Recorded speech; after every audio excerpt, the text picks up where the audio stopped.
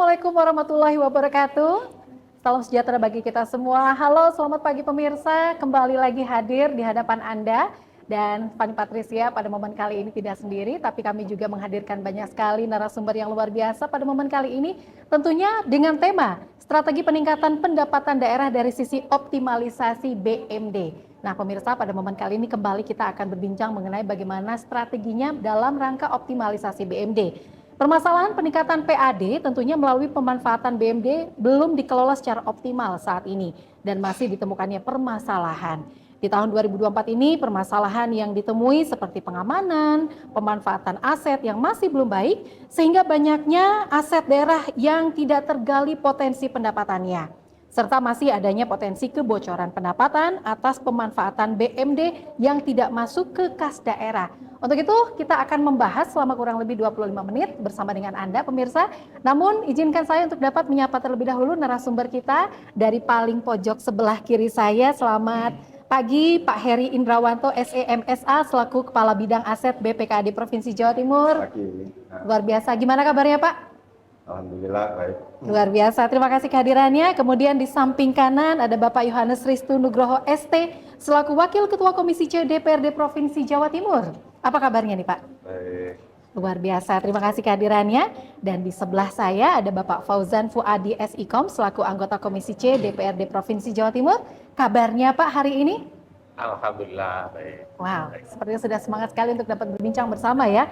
Tidak hanya berada di depan saya saja ingin saya sapa, namun juga telah hadir bersama-sama dengan kita di sini untuk dapat berbincang mengenai tema kita, yaitu Ibu Hajah Agustin Poliana SH MSI selaku anggota Komisi C DPRD Provinsi Jawa Timur. Gimana kabar untuk yang paling cantik nih Bu pada momen kali ini? Sendiri soalnya. Betul sekali. Gimana kabarnya? Alhamdulillah sehat. Assalamualaikum warahmatullahi wabarakatuh. Waalaikumsalam, segar sekali. Selamat pagi warga Jawa Timur. Yes, dan juga masyarakat Indonesia yang menyaksikan. Salam sehat. Yes, dan tentunya bersama-sama juga telah hadir bersama dengan kita pada momen kali ini yaitu Bapak Dr. Haji Aki Zaman MPDI selaku anggota Komisi C DPRD Provinsi Jawa Timur. Apa kabar Pak?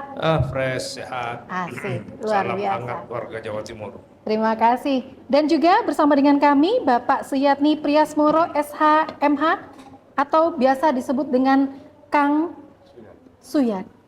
Nah, Kang Suyat ini nih. Baik, terima kasih. Sehat untuk warga masyarakat Jawa Timur. Mudah-mudahan kita semua bergembira, ceria. Iya. Selamat beraktivitas, selamat beristirahat. Betul. Karena sebagian beristirahat. Betul Terima sekali. kasih. Sambil istirahat nih pemirsa, tentunya topik kali tidak terlalu berat karena ini patut kita perbincangkan, penting sekali. Saya langsung saja menuju kepada Pak Heri. Seperti apa sih sebenarnya strategi peningkatan pendapatan daerah ini dilihat dari sisi optimalisasi BMD di Provinsi Jawa Timur khususnya Pak? Ya, baik. Terima kasih atas waktunya. Strategi yang kita lakukan sekarang ini khususnya di BPKAD sebagai pembantu pengelola barang. Ya. Adapun yang kita lakukan sekarang ini kita menginventarisasi dulu barang-barang yang dari SKPD berupa RKBMD pemanfaatan.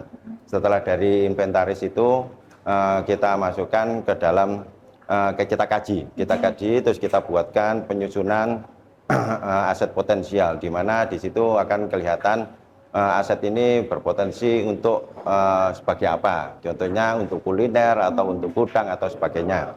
Terus kemudian kita masukkan dalam aplikasi kita di Siap Sewa itu, di mana itu sebagai ajang promosi kita. Jadi setelah itu semuanya kita masukkan di aplikasi, kemudian kita promosikan berupa forum bisnis dan juga beberapa pameran.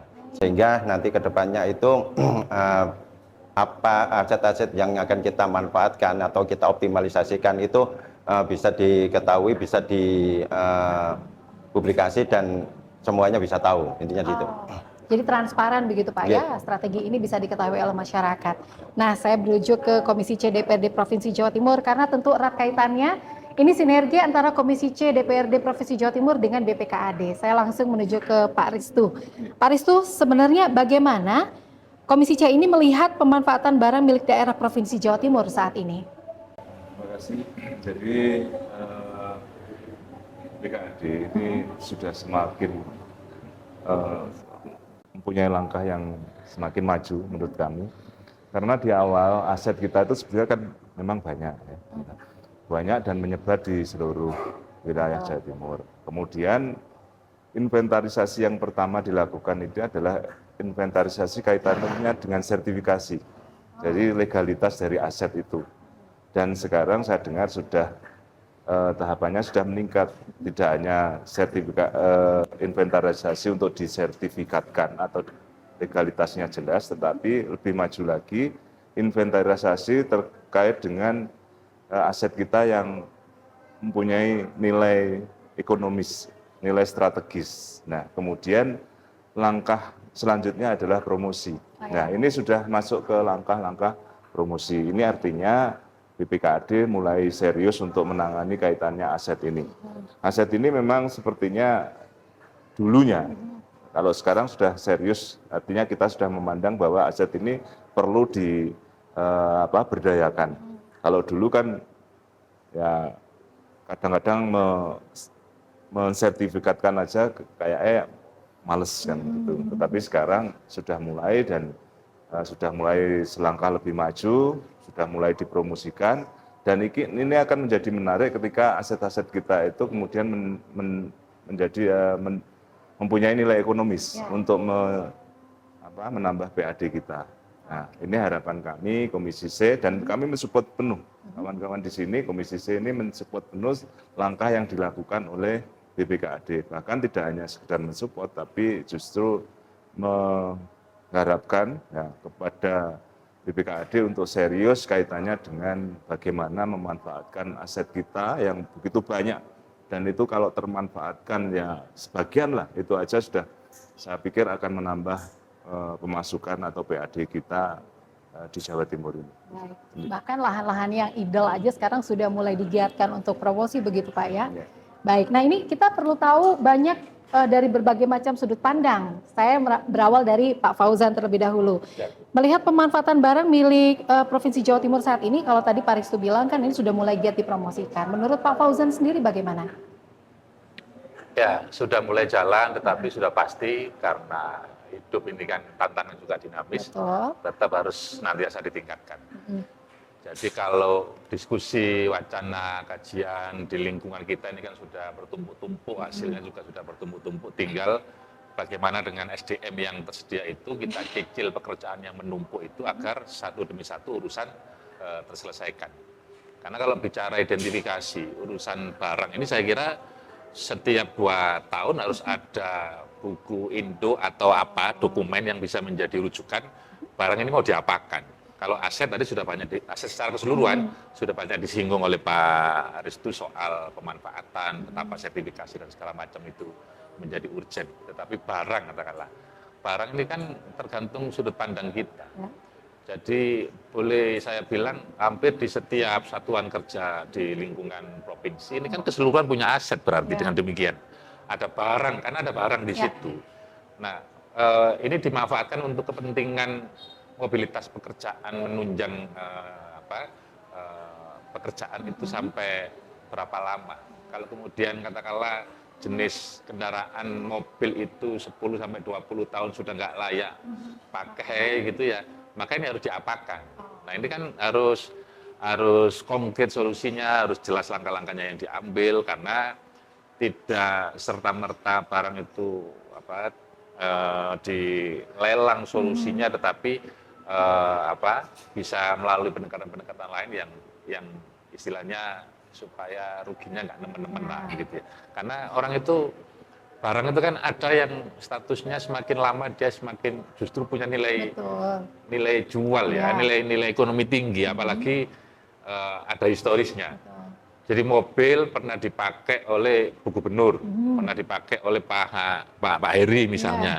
Itu beda loh nilainya. Kalau kemudian kita bisa create dengan baik, saya kira beda. Nah, itu ada nilai vintage-nya gitu ya di situ ya. Itu yang saya kira identifikasi tetap harus dilakukan sambil lalu jalan urusan strategi-strategi seperti yang dikatakan Pak Restu tadi. Baik, terima kasih. Saya menuju kepada Ibu Agustin.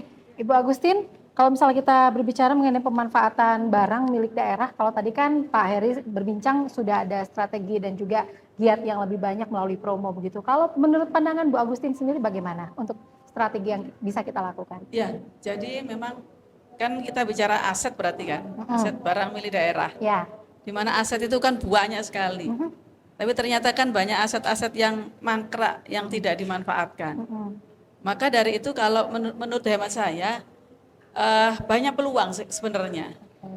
Misalkan hal yang kecil aja, disewakan untuk ATM, itu kan bisa. Ya. Atau ada kafe gitu kan, atau yang lebih ekstrim itu adalah biasanya untuk reklame billboard.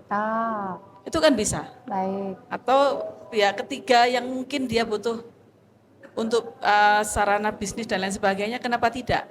Sepanjang itu aset itu adalah bisa tidak tidur ya, bisa bermanfaat untuk PAD, kenapa harus dibiarkan tidur terus-menerus, kan begitu. Yang penting adalah aset itu sudah bersertifikasi dan sudah bisa bergerak manakala pemerintah itu membutuhkan anggaran, itu bisa diputar gitu kan. Nah, itu hal yang memang menurut hemat kami adalah hal yang kecil ya, tapi bisa bermanfaat lebih banyak. Karena sekarang ini kan banyak sekali bank-bank ya yang butuh ruang gerak untuk ngambil duit kan. Di desa-desa itu kan harusnya di kota atau di dekat balai gitu kan. Nah ini kalau kita punya lahan yang memang bisa dimanfaatkan, kenapa tidak gitu kan? Dijangkau masyarakat juga lebih cepat kan? Karena sekarang ini zamannya memang canggih ya, cukup pakai HP gitu kan? Mereka lebih mudah kan ngambil. Tapi kan orang kan tidak merasa semuanya bisa enak nyaman gitu kan? Kalau segalanya pakai kris atau pakai apa gitu kan? Memang lebih efisien. Tapi kadang-kadang masyarakat kita itu kalau enggak terima transaksi uang tunai itu enggak pas katanya kan gitu. Cenderung ambil ke bank, nanti nyairkan gitu kan, ngambil ke ATM. Ya inilah yang kita manfaatkan. Kalau sudah transaksi para UMKM gitu kan, sudah transaksi dia kan harus ngambilnya tetap di ATM. Kalau itu disewakan untuk ATM, semakin banyak. Kan itu duit berputar kan gitu. Nah, inilah aset kita yang seharusnya kita benar-benar bisa manfaatkan. Baik, ternyata Gitu. banyak ya. Nah, kalau misalnya menurut pandangannya Pak Aki sendiri, bagaimana Pak untuk pemanfaatan aset ini, Pak? Ya, aset Jawa Timur ini banyak sekali, besar sekali, terutama dalam bentuk tanah, bangunan, yang dulu akibat dari penyerahan pemerintah pusat, kemudian tidak bisa didayagunakan dengan optimal. Itu saya kira harus dihitung ulang karena nilai aset itu luar biasa. Menjadi atensi dari Badan Pemeriksa Keuangan setiap LHP itu bahwa aset ini masih banyak yang diam atau tadi istilah Pak Agustin tidur. Kalau aset-aset yang besar ini didayagunakan begitu rupa, tanah atau apa, tentu butuh payung ya, butuh peraturan daerah yang bisa memayungi aktivitas ini supaya lebih bergerak. Apakah dengan kerjasama operasional KSO dengan pihak lain, atau dengan cara-cara yang nanti dipayungi oleh peraturan daerah itu. Ini saya kira tertantang juga bagi DPRD untuk menyusun peraturan daerah yang mampu menjawab kebutuhan aset tentu agar tidak tidur dia, sehingga BPKAD nanti itu bisa lebih punya space yang luas untuk mengelola, tidak hanya mengandalkan pada sektor-sektor yang konvensional, tapi benar-benar menjadi perhatian kita semua. Saya kira harus didatangkan ahli untuk menghitung semua, kemudian bagaimana memanfaatkannya dengan sangat baik. Saya kira banyak belajar ke negara-negara yang lebih maju atau provinsi yang jauh sudah mungkin lebih bagus pengelolaan itu. Saya kira itu.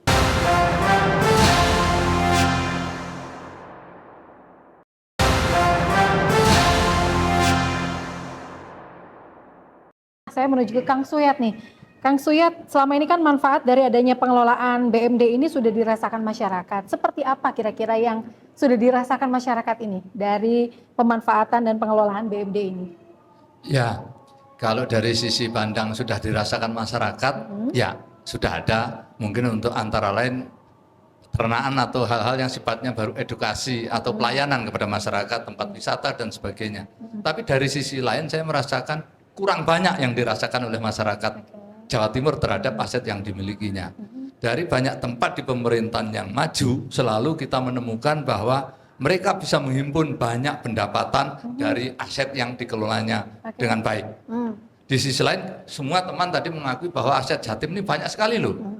Nah, kalau begitu harusnya di tengah-tengah tren penurunan pendapatan dari sektor lain, maka kita harus pintar-pintar untuk mengelola aset ini menjadi berdaya guna. Mestinya cara berpikir kita fokus bagaimana ini aset ini lebih bermanfaat yang besar untuk pendapatan daerah kita. Problemnya saya merasakan dalam 5 tahun terakhir itu, dalam 5 tahun terakhir bersama teman-teman di Komisi C misalnya, pergerakan untuk pemanfaatan aset, optimalisasi aset itu relatif masih lambat.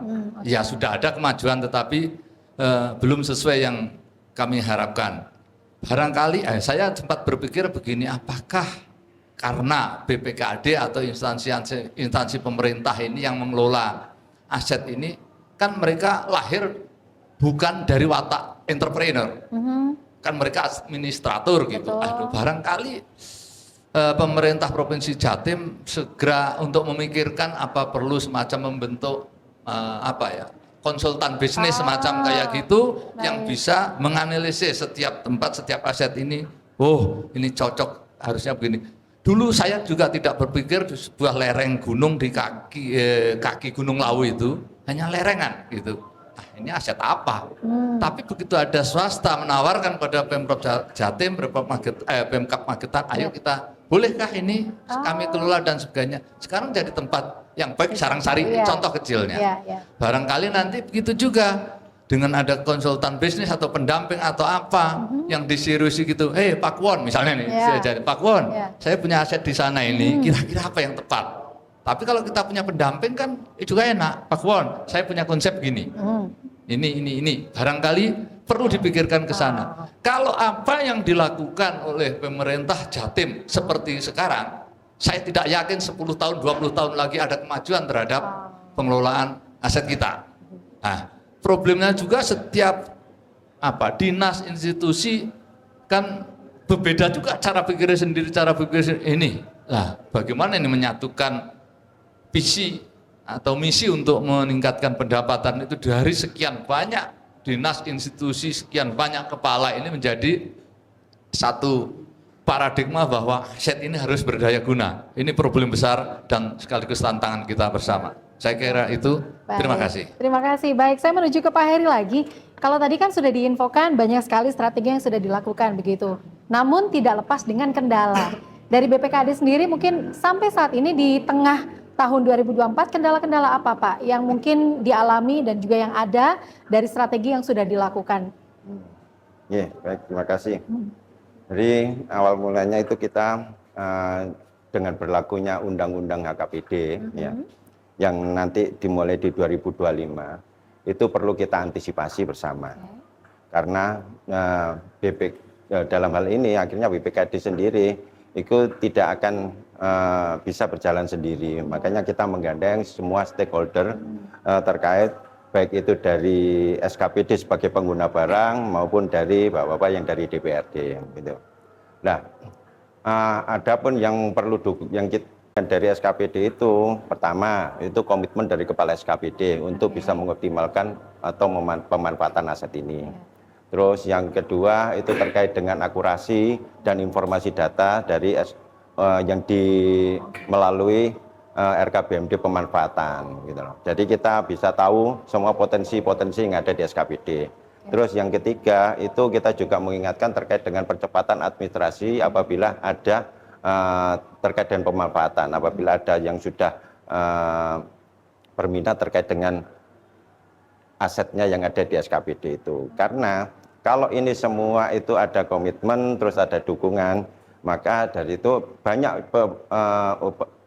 yang bisa kita ambil. Pertama itu tertib administrasi pengelolaan barang milik daerah. Terus yang kedua itu aset idle itu mencegah aset idle menjadi aset bermasalah. Terus yang ketiga itu bisa penghematan biaya terkait dengan pemeliharaannya.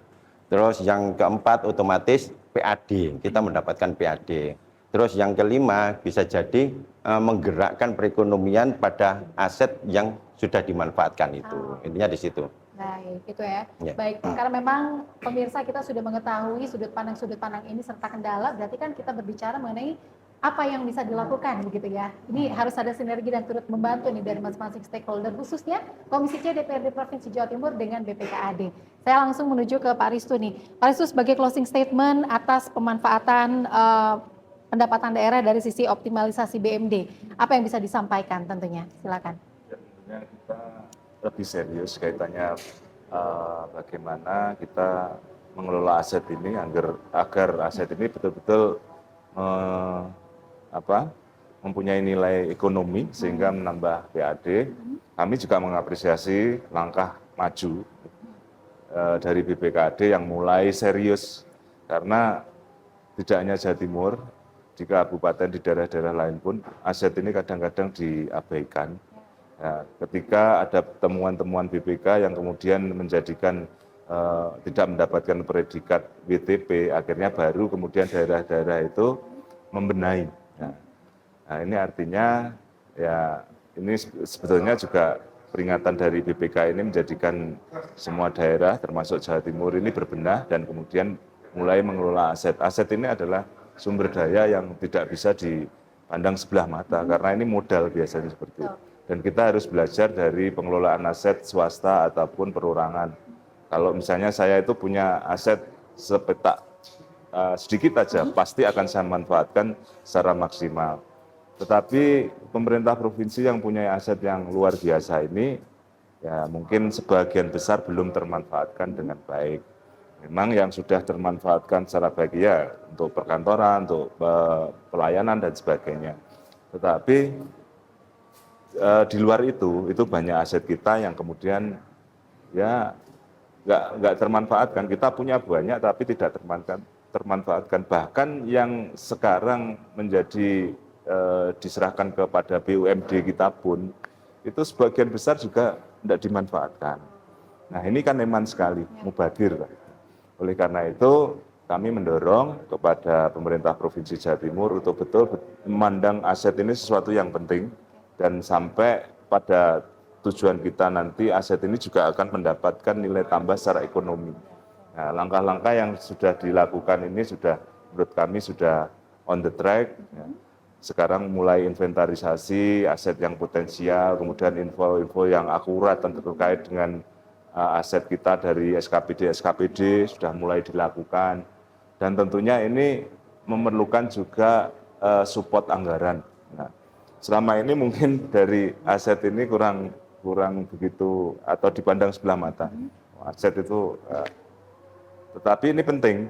Oleh karena itu, ya tentunya bagian aset harus menyusun semacam rencana ke depan itu seperti apa, ya, pengelolaan aset kita, pemberdayaan aset kita, optimalisasi aset kita, mempunyai planning yang jelas, kemudian juga tahapan-tahapan penganggaran yang jelas. Tentunya kami sebagai legislator ini mensupport kalau itu memang punya arah yang jelas. Nah, arahnya adalah optimalisasi tentang aset itu sendiri. Saya kira itu. Baik. Nah pemirsa, karena memang ini Pak Ristu sudah merecap, saya juga ingin sekali untuk mendapatkan insight gitu ya dari masing-masing anggota Komisi C DPRD Provinsi Jawa Timur. Dimulai dari Pak Fauzan dulu. Ya, berarti clue-nya kan butuh kesabaran, butuh ketelatenan untuk mengidentifikasi, menginventarisir satu persatu sesuai dengan lingkungan di tanggung jawabnya masing-masing. Baru kemudian ketika identifikasi sudah terpenuhi, terwujud, langkah-langkah yang mau diambil apa? Saya kira kan sesimpel itu sebetulnya. Sebenarnya ya, nah Bu Agustin, kalau tadi kan langkah-langkahnya memang harus lebih optimal juga dan lebih banyak hal yang bisa dirangkul begitu ya, termasuk juga aset-aset tadi yang bisa digunakan.